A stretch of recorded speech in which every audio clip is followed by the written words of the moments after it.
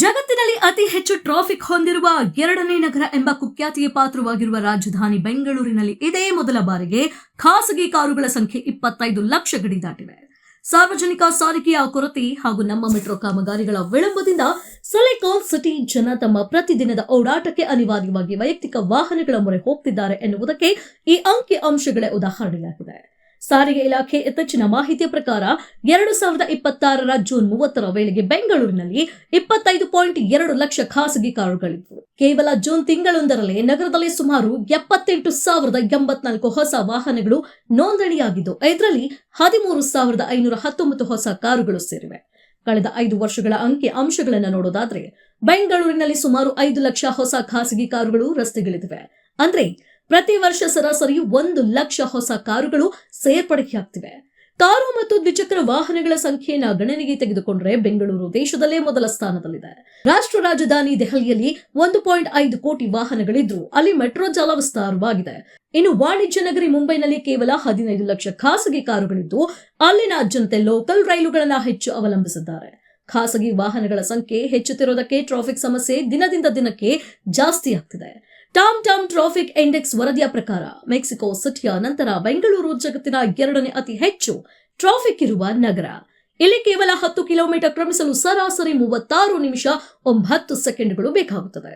Peak ಅವರ್ಗಳಲ್ಲಿ ವಾಹನ ಚಾಲಕರು ವರ್ಷಕ್ಕೆ ಸರಾಸರಿ 168 ಗಂಟೆಗಳನ್ನ ಟ್ರಾಫಿಕ್ನಲ್ಲೇ ಕಳೆಯುತ್ತಿದ್ದಾರೆ.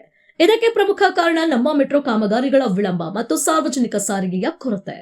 ಮೆಟ್ರೋ 3ನೇ ಹಂತ ಮತ್ತು 3A ಹಂತದ ಮಾರ್ಗಗಳಲ್ಲಿ ಸುರಂಗ ಹಾಗೂ ಡಬಲ್ ಡೆಕ್ಕರ್ ಕಾರಿಡಾರ್ ನಿರ್ಮಿಸುವ ನಿರ್ಧಾರಗಳಿಂದಾಗಿ ಯೋಜನೆ ವಿಳಂಬವಾಗುತ್ತಿದೆ. ನಗರದ ಸಂಚಾರ ವ್ಯವಸ್ಥೆ ಕುರಿತು ಮಾತನಾಡಿರುವ ಅರ್ಬನ್ ಮೊಬಿಲಿಟಿ ತಜ್ಞ ಸತ್ಯ ಅರಿಕುತರಾಮ್, ಕಳೆದ 4 ವರ್ಷಗಳಲ್ಲಿ ಬಿಎಂಟಿಸಿ ಬಸ್ಗಳ ಸಂಖ್ಯೆ ಗಣನೀಯವಾಗಿ ಕಡಿಮೆಯಾಗಿದೆ. ಸಾರ್ವಜನಿಕ ಸಾರಿಗೆ ವ್ಯವಸ್ಥೆ ದುರ್ಬಲವಾದಂತೆ ಜನರು ಕಾರು ಮತ್ತು ದ್ವಿಚಕ್ರ ವಾಹನಗಳನ್ನು ಖರೀದಿಸುವುದು ಸಾಮಾನ್ಯ.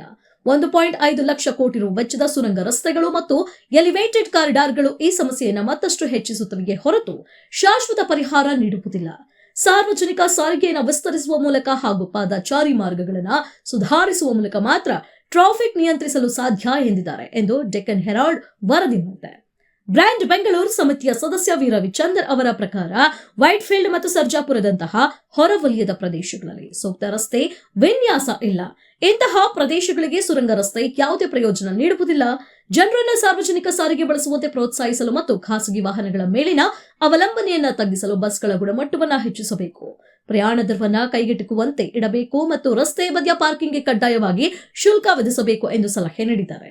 ಟ್ರಾಫಿಕ್ ಸಮಸ್ಯೆ ನಿವಾರಣೆಗೆ ಮುಖ್ಯಮಂತ್ರಿ ಡಿಕೆ ಶಿವಕುಮಾರ್ ಅವರು ಸುರಂಗ ರಸ್ತೆಗಳು ಸೇರಿದಂತೆ 1.5 ಲಕ್ಷ ಕೋಟಿ ರು ವೆಚ್ಚದ ಮೂಲಸೌಕರ್ಯ ಯೋಜನೆಗಳನ್ನು ಈಗಾಗಲೇ ಪ್ರಕಟಿಸಿದ್ದು, ಮುಂದಿನ ದಿನಗಳಲ್ಲಿ ಇವು ನಗರದ ಟ್ರಾಫಿಕ್ ಚಿತ್ರಣವನ್ನ ಹೇಗೆ ಬದಲಾಯಿಸಲಿವೆ ಎಂಬುದನ್ನು ಕಾದು ನೋಡಬೇಕಿದೆ.